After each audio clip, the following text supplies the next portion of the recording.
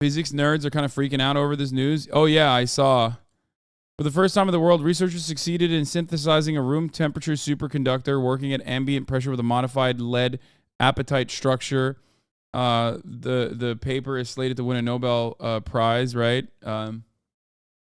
It's I don't really understand what the fuck this means. I just don't understand what is happening there, what the implications are. I'm sure some of you fucking nerds will fill me in on it. We got aliens on the docket.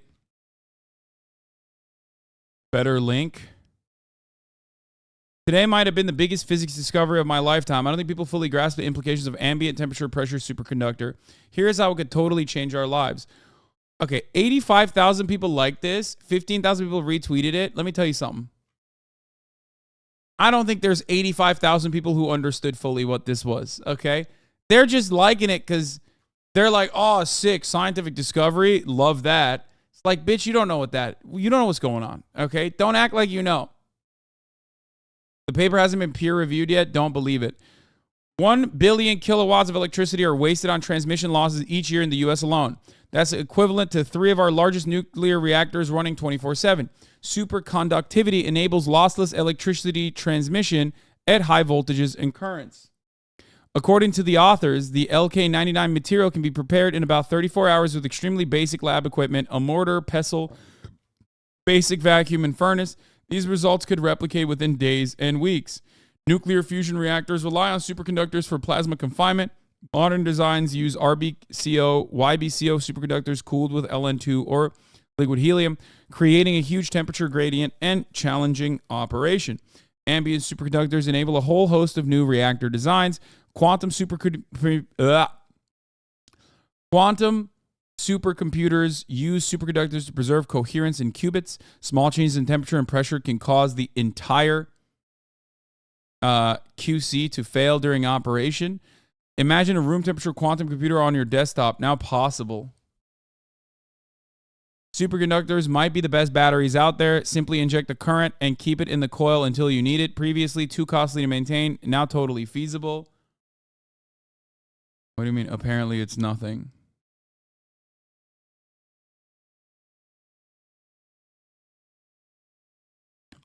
We're reporting on this paper today, and hopefully we'll publish a story today. Spoiler, it's very likely nothing. Wait, what? Maybe it's just jealous nerds on this side. I don't know. Maybe maybe it's jealous nerds, you know what I mean? Your iPhone won't overheat when playing Subway Surfer with a YouTube video in the corner anymore. Ultra efficient computer chips will have zero resistive losses during operation with superconductors. No need for cooling fans. And the common ones, super cheap MRI machines, maglev trains everywhere, and a super efficient electric grid. Basically this. I cannot contain my excitement. It feels like January 2020 with a huge wave coming that no one realizes yet, but in a much better way. Addendum. A lot of my Princeton physics friends are convinced this is pretty legit, and I am too. Like, figure 4 is a pretty good sign that was nowhere to be found in previous fiascos. Hope it all adds up.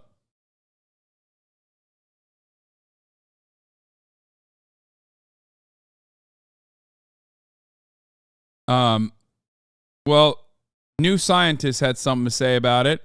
Room temperature superconductor breakthrough met with skepticism. Creating material that perfectly conducts electricity at room temperature and pressure would be a big deal, but a research team's claims of creating one has attracted more scrutiny than optimism.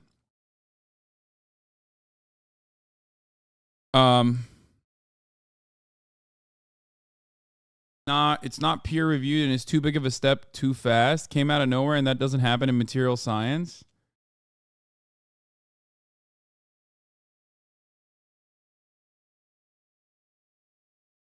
And the dude has... Wait, what? He has... What the fuck? He's actually done retractions?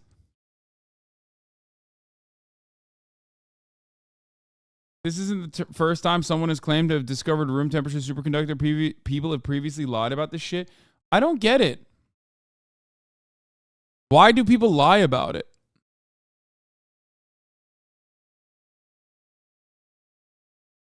That's a different guy? Okay. Okay, here's what I don't understand. Why do people lie about it? Like, what do you gain nothing, dude. It's fun. I mean, it's one of these situations where like you fucking lie about this shit and then you're kind of over, right? A very disturbing picture. Another retraction imminent for controversial physicist Ranga Diaz will have a second paper revoked. Is this the same guy, though? I don't think this is the same guy.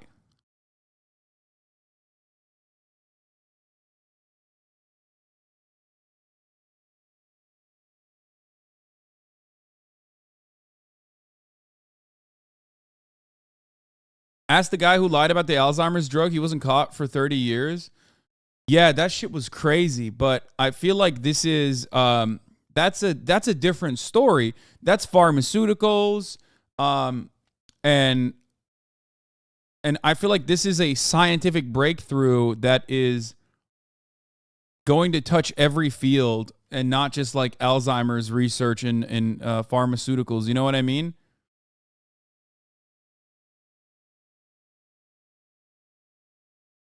The announcement came today from South Korea. Sometimes it's super duper biased. Like they spend several years to find nothing. Sometimes they do a bit of cooking to make it seem worth it. It's over if you don't publish. The pressure is immense. Motherfuckers love attention. There was a Korean veterinarian who faked cloning. It's a big thing in science. Lots of papers are bullshit. We have this capability. What you don't understand. I mean, imagine your funding is contingent on you getting results, so you fight some results so you don't lose funding. Okay. My suspicion here is that these guys are big HasanAbi heads, and at the top of the hour, there's a 3-minute ad break. Okay? And they're like, fuck, how are we going to avoid the ads, right? I don't want to watch a 3-minute ad break. We saw the number of PhDs had actually gotten smaller in recent years. We got to improve our HasanAbi broadcasting experience. How can we do this? Well, we can get $5 in the form of a subscription to avoid the top of the hour ad break, right? Or we can get a free one in the form of a Twitch Prime. But also we can spread the love around and gift subs like Preston for the Win just did, or Baba Yaga just did with 2 5 gifted subs, or like Infinite Ryman with the 10 gifted subs, allowing 20 total people to no longer see the ads at the top of the hour. So in order to get funding for that, they had to lie about their paper. That's what I think. HasanAbi's nipple, thank you for the 5 gifted subs.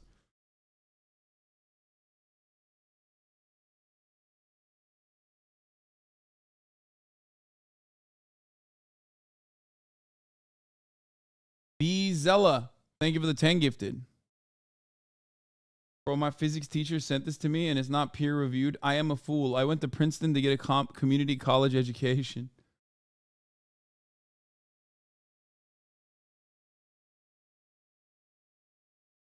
Somewhat shown situation who faked his way to getting a Nobel Prize. 3 out of 10 debate, but 10/10 world building for the debate. Thank you. I like to sometimes.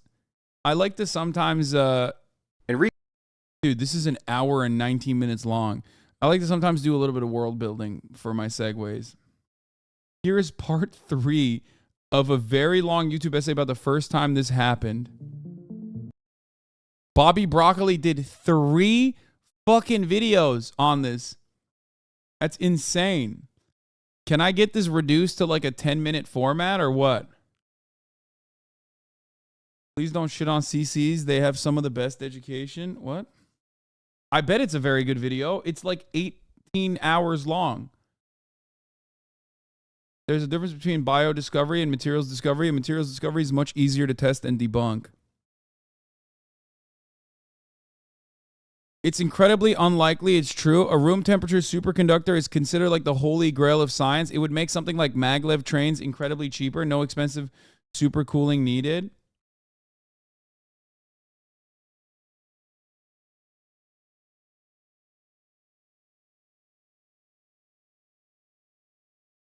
He's excited about the news. The good news, this could be fundamental revolution in physics. The bad news, this may be a great brockumentary in 2 years. Okay, so he's not excited about it. Electrical conductors all have resistance. Higher resistance means higher power requirements. Higher resistance means higher power requirements. Superconductors have almost zero resistance, but superconductors only exist at super cold temperatures or super high pressures. This is a room temp, normal pressure superconductor.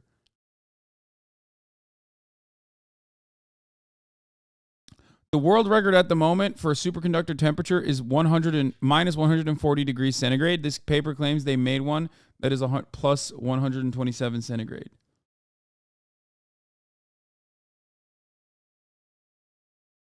I don't understand. If they have how the fuck did nobody else figure this out in a goddamn lab? If they were the ones who did it. If it's so easy, like what happened? Did they like stumble into it? Like they're like, "Oh, dude, it's super simple. It's like this pivotal achievement in scientific discovery, and you can just like make it in a lab with like regular ass tools." That's such a dumb take. I'm just saying, like,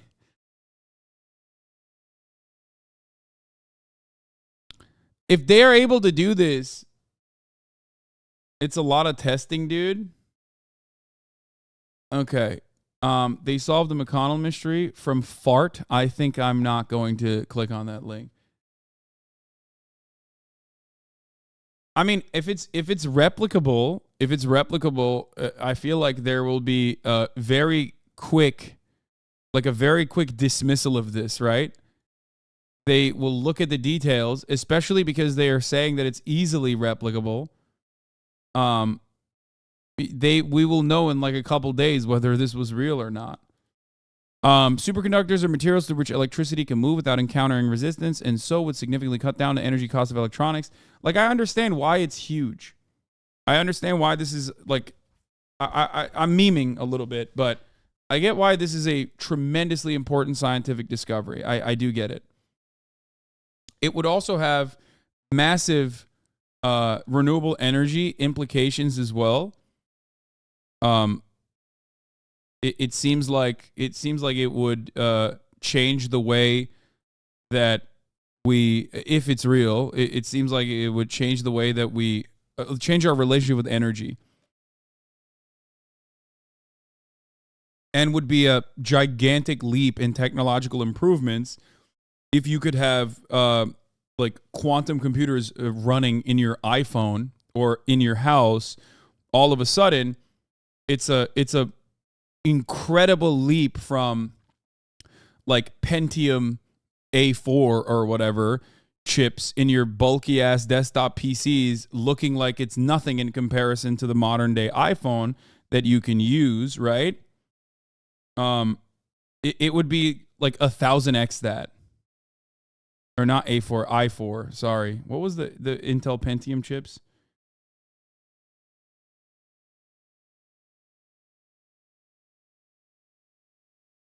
Yeah, Pentium 4.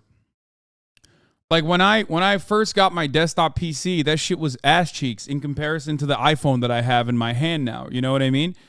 That it would be that technological leap over the course of like almost 30 years would look like nothing overnight. Now, Kim and his colleagues claim to have made a material that is superconductive at room temperature and pressure. If their claims hold up to scientific scrutiny, this new work would truly be extraordinary. So the burden of proof of the research team is equally exceptional. The fact that some previous reports of breakthroughs in superconductivity were later retracted and the other teams failed to replicate the results also raises the stakes. To make the new material called LK99, Kim and his colleagues mixed several powdered compounds containing lead, oxygen, sulfur, phosphorus, then heated them at a high temperature for several hours. This made the powders chemically react and transform into a new dark gray solid.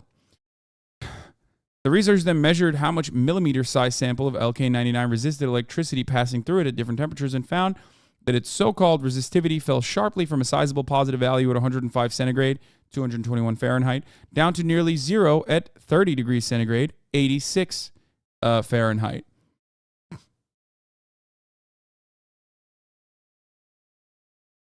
Okay? The researchers also tested the material's response to a magnetic field at a range of temperatures because superconductors are known to expel them as a part of the phenomenon called the Meissner effect. They concluded that it did exhibit this effect in the temperature range where it also had near zero resistance.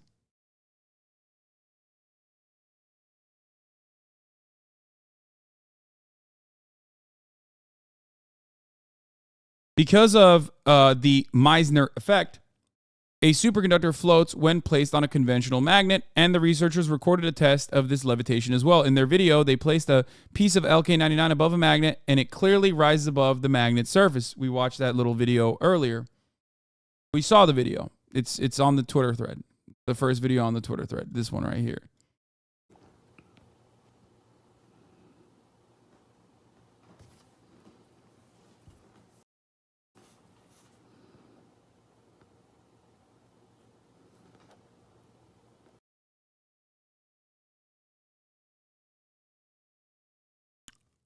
Get back to it. However, only one edge of the flat coin-like material fully levitates, while the other seems to stay in contact with the magnet. Kim says this is due to the sample being imperfect, which means that only some part of it becomes superconductive and exhibits the Meissner effect. Currently, 2 papers concerning LK99 are available on the preprint service ARXIV, which does not conduct peer review, and a related past study published on the Journal of the Korean Crystal Growth and Crystal Technology in April. Wait, what?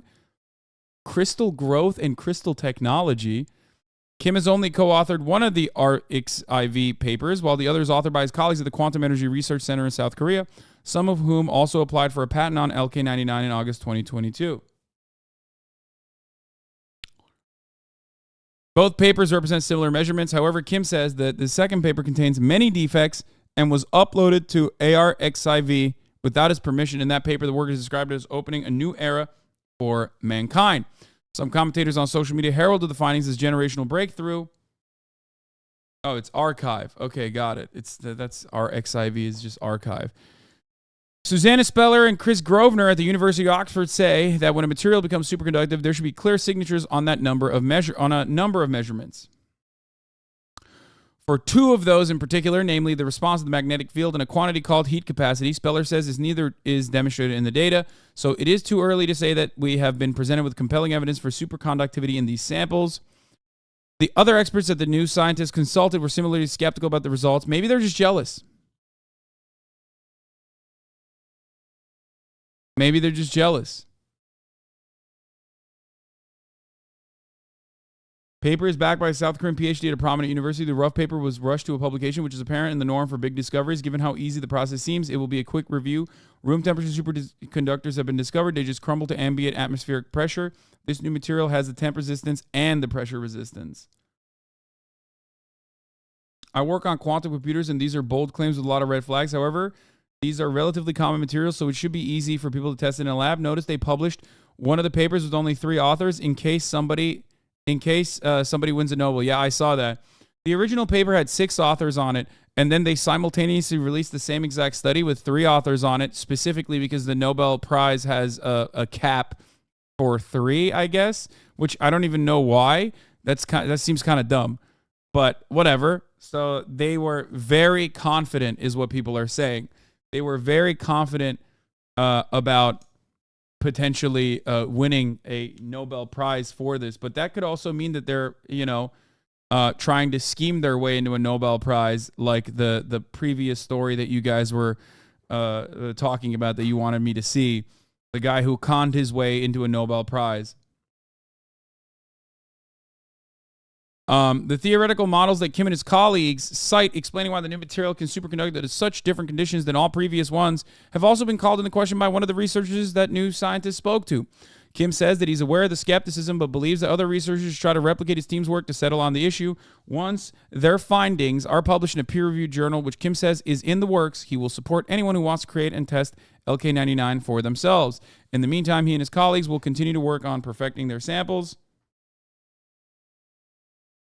of the alleged miracle superconductor and move towards mass producing it. I've been working on materials research for 10 years, and this sounds like BS to me, and this whole removing authors is a scumbag move. If this is true and we find ways to bring supercomputers to the public or even bad actors opposing governments, we will break modern banking and privacy forever.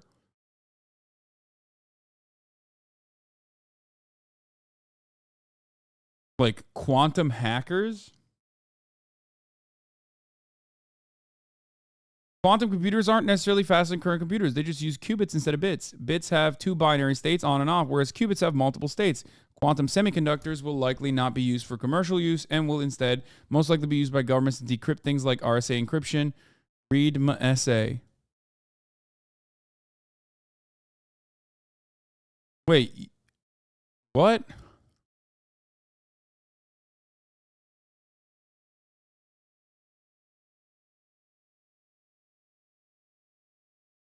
LK99 is lead-based insulator discovered in 1999. They added some copper to it and now claim superconductivity. They have a patent for it and is now conveniently room temperature superconducting. I am skeptical.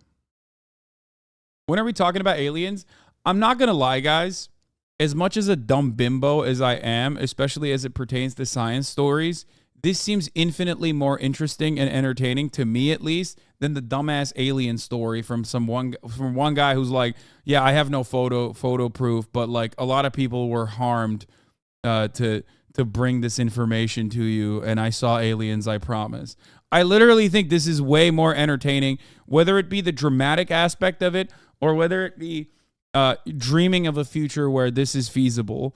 I think that this is like, you know, this is unironically something that is real, even if this specific aspect of it might not be. It seemingly is more real than the fucking alien situation.